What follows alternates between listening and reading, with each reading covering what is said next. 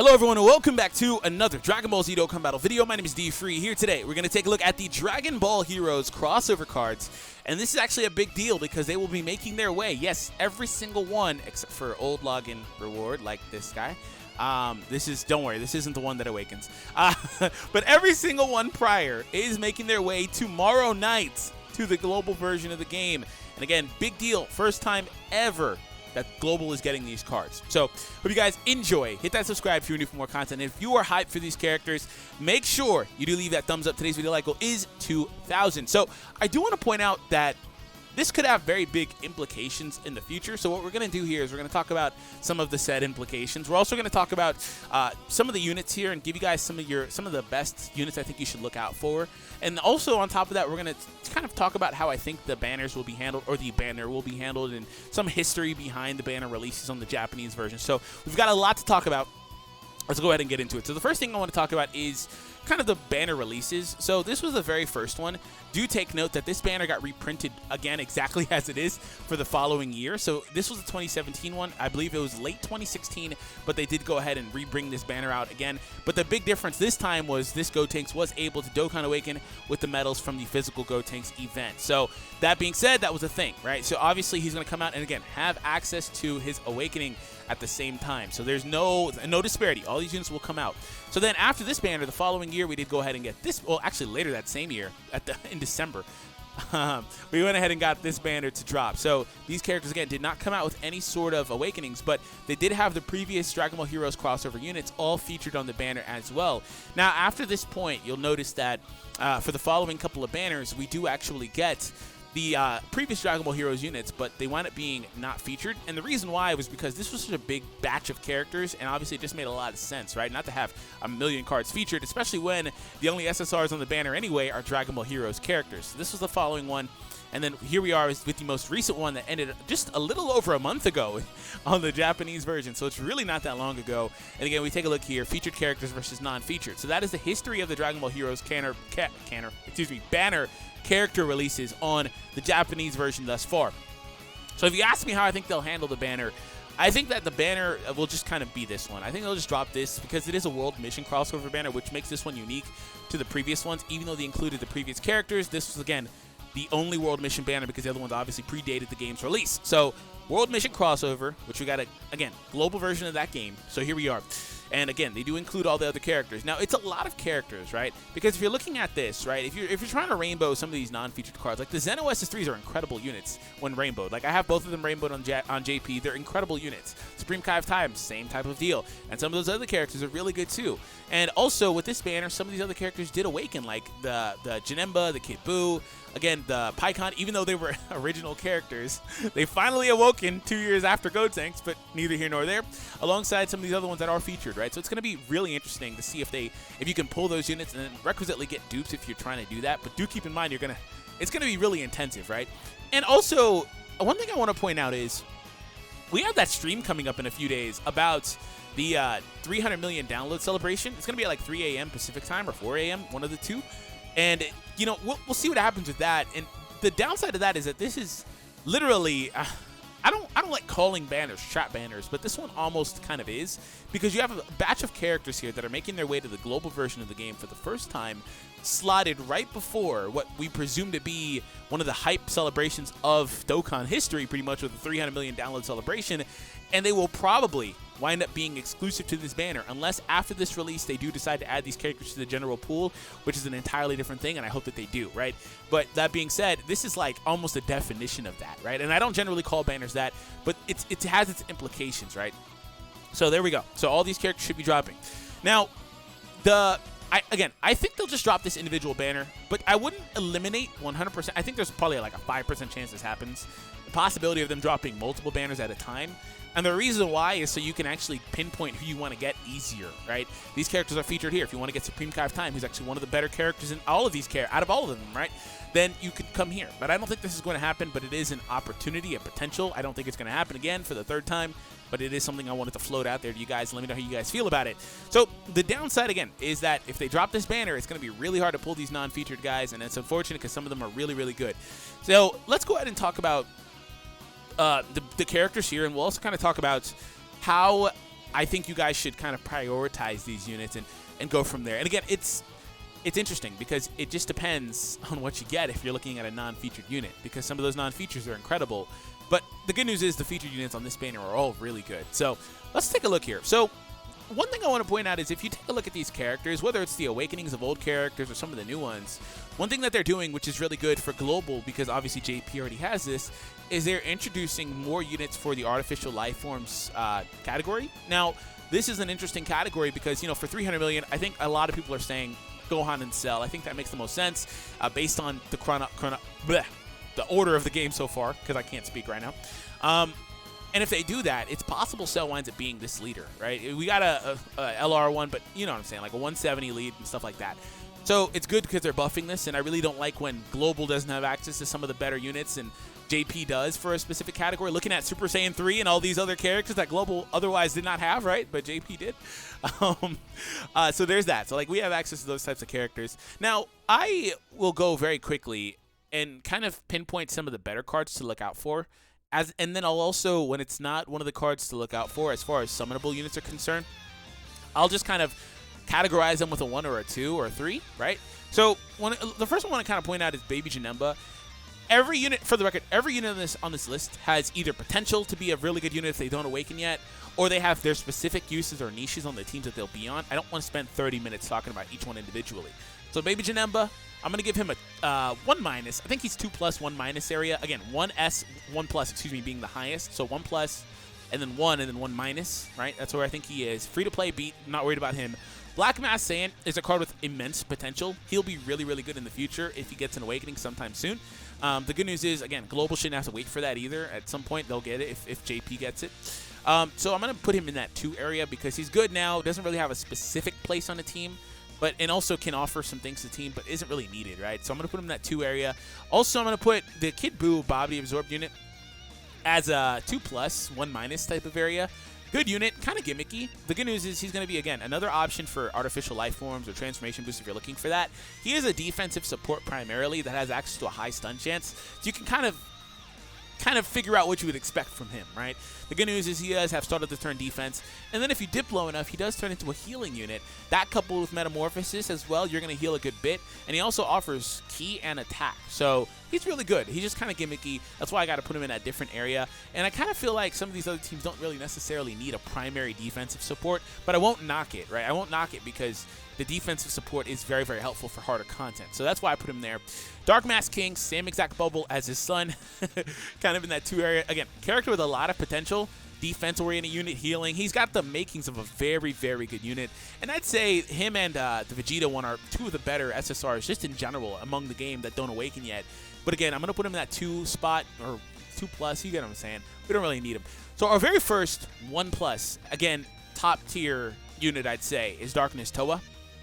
So Darkness Toa is a support unit through and through. That's all she does. But, and for the record, the support units in this, out of all these characters, are pretty much the best characters because the way support units work in this game. They're pretty much just the best characters, right?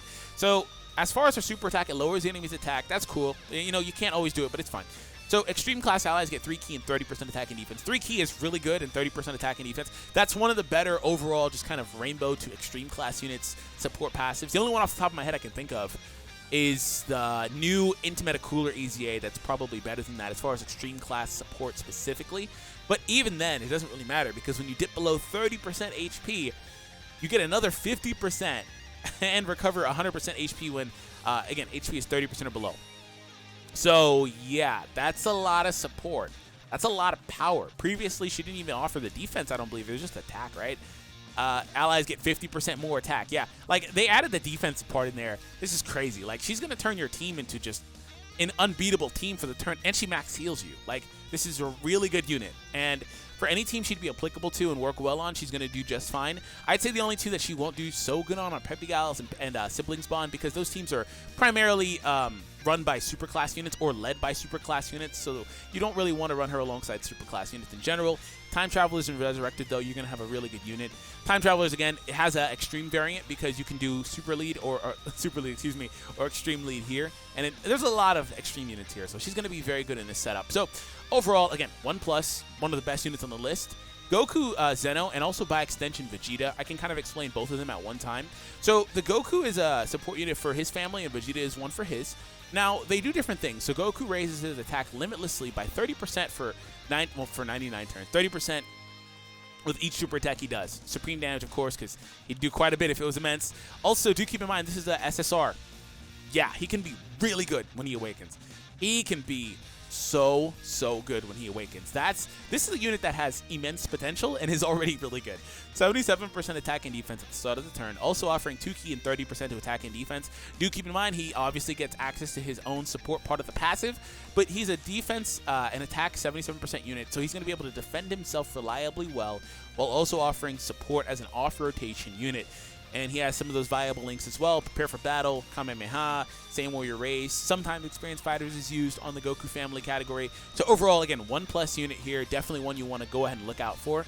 And again, by extension, same thing for Vegeta. They're pretty much the same unit, but Vegeta raises defense instead of attack on Super, which you can argue is actually better for harder content, harder and more tedious content. And again, has access to some of those primary links that you would want on the Vegeta family team. Most notably, Prepare for Battle, of course, because a lot of times support units don't get stuff like that. So he's really offering a lot of key between the links and stuff that he has. So 1+ here. So we're going to go ahead and, by extension, kind of go from there. We do have the Demigra. I think he's good, but I think he's a very poor man's version of STR Rose, is what I'd say, which is a good card still. He takes a good bit of damage, especially if he can't debuff. He needs at least like 60% defense at the start of the turn, so he's a unit that I think needs an awakening. But he'll hit pretty hard, offers key support, again, debuffs the enemy. That's why I said poor man's version of STR Rose. But overall, I'd say 2+ in that area, 1-. The free Gotenks, not really going to talk about him because he's worthless. He's 3-. Great Saiyaman 3 is a good card too. I'd say 1-, or just a flat-out 1. The only issue with this card is sometimes he can take a good bit of damage versus harder content, but he's a unit that has the makings of an incredible unit because he gets up to, I think, 119% attack and defense and a 21% crit chance when he's on his best-case team. And also on top of that, he does raise allies' attack on his super, and he has built-in crits. So, like, this is a counter unit with built-in crits. That's not it's not something they really do in this game, right? So you have access to a unit that has crazy viability overall. But again, versus certain content, he does take a bit of damage. But I will say, if you plan to run him alongside Great Saiyaman 4, which is actually really interesting because Great Saiyaman 4 is a free unit, I think this card can actually be 1+ in that scenario, because the reason why is the hero link, which is a 20% defense link, and Great Saiyaman 4 actually offers support for defense primarily, which is actually really good. Even though he's not offering the attack support to the Great Saiyaman 3, the Great Saiyaman 4 will still be able to pretty much cover up the Great Saiyaman 3's defensive deficiencies, right? And also, the Great Saiyaman 4 is just a good card in general. So, overall, again, that's how I feel about the Trunks there. He's really good. So we're going to go ahead and I just talked about Great Saiyaman 4. Don't really need to talk about him anymore. Mira is really good. Mira is really good. I'd say flat out 1. Again, another unit that kind of needs an awakening. The reason why is, unless he's versus more tedious content like the Legendary Goku event, he doesn't generally tank super well, but he can kind of mask that a little bit by reducing the enemy's attack if it's available, which generally in early stages it is available anyway. So that's good. And the only downside is that he has to hit the enemy, right? But still, pretty good. Greatly raises defense, just like the Int Rose. He's a unit just like Int Rose pretty much, raising defense after super. If you're able to pop that off before you get hit or something like that, he'll have an immense amount of damage after a couple of super attacks. Or excuse me, an immense amount of defense after a couple of supers. And he's going to be very good for, again, the Legendary Goku event overall, especially like for androids or teams that can use him pretty well. So, again, I do think this card needs an awakening, but overall, as he is, he's still really good. Again, as you see, there's a lot of cards here that just are lacking awakenings that they'll get eventually in the future, and they'll be nuts when they get them. So, Sealess is a plus. Overall, 1+. Very, very good unit. He's a part of Time Travelers and Transformation Boost. He's not any specific type of leader. 3 key, 70% to all types. Transforming unit. 100% worth owning. I would say the only downside or nitpick that I have with this card is he changes his entire playstyle from a support unit that also has access to 100% attack and defense, and he also has the split up supports, Artificial Lifeforms and Time Travelers. So like he's obviously looking towards supporting the ARMS unit, which is why he's also there in the art too. But he goes ahead and fuses, and he changes entirely. So 60% attack and defense at the start of the turn, and then a further 120 when he is able to do a super attack. He also has big bad bosses, also has shocking speed. Thirst for Conquest is reliably useful on the teams he's available to. So again, very good unit, 1+ for sure. But again, I just have my little nitpick. I don't really like when units change their entire playstyle. Super Pycon did not have any categories prior to Piccolo's release, so on global he won't have any. But this Awakening is very good, greatly lowering the attack of the enemy is always nice, 30% for 3 turns. But he does a couple of things. So he has access to additional attacks, and then also can do super attacks built in. So I'd say 1- for this unit. And again, he's an Awakening, so he's also unfeatured, so he's going to be kind of hard to pull. But 1- for him. I'd say honestly 2- for this card. I don't think he's good at all anymore. Like he's from an era in the game where all you needed was attack. Like look at only 100% attack when performing a super attack, and then also raises attack for 6 turns. That's not bad. This is still good, but like 100%, he needs defense. He needs something, right? His best benefit is like having access to like Budding Warrior, coming out of Fierce Battle, to where he can be a really good link buddy for the other Gotenks cards, like physical Gotenks. But other than that, I think he's just honestly a 2-. I don't think he's that great anymore. Again, he's old. He's from an era in the game where that was an easy thing to do. And we've already talked about his Awakening. So Gohan, Super Saiyan 3 Goku, Super Saiyan 3 Vegeta, and Super Saiyan 3 Trunks are all 1+s. They're some of the best cards available here, just because of the things they can do. Gohan is a really, really incredible damaging unit. Vegeta is also a really good damaging unit, a little bit of defense in there too. And other than that, the Trunks and the Goku are 2 of the best defenders in the whole game because they have access to either high defensive stats, like this Trunks gets over 300,000 defense, he's really good. And then on top of that, have access to the ability to guard against all attacks, which is the Janemba mechanic where you're able to block against everything. Trunks has a chance, Goku does it always. So, yeah, and Goku also gets an additional attack boost. The thing about Goku and Vegeta is that they are not TURs yet. So, like, again, another couple of cards that have immense potential. This changes probably to 100%. This probably changes to 50%. And then all of a sudden, you have a unit that's one of the best defensive units in the game for sure. Like I already said, he is. But also is able to hit even harder, right? And then the last unit really to look at is Supreme Kai of Time. 1+ for sure. She is she's a facsimile of the West Kai AGL unit. So this unit here is a unit that can either give you 2 ki and 40% attack and defense, and also 7% crit chance, or she can give you 2 ki and some other combination, like 20% attack and 40% defense, or 40% attack and 20% defense, or just 20% attack and defense and 2 ki. She has chances to give those additional boosts. But she'll still offer the minimum of 2 ki, 20% to both stats, and a 7% crit chance bonus, while also sealing the enemy's super attack, which is very good versatility versus, again, harder content like Super Battle Road. So she's going to be good there. Also has access to Potara, ROG. Those are categories that she would work very, very well on. And at the time she released, it was really interesting. Because if you look at ROG, they didn't have access to some of the options they have now that are amazing support units, like this Gowasu and Zamasu card, or West Kai, I believe she had just came out, like literally just came out. In fact, let's double check. October 4th.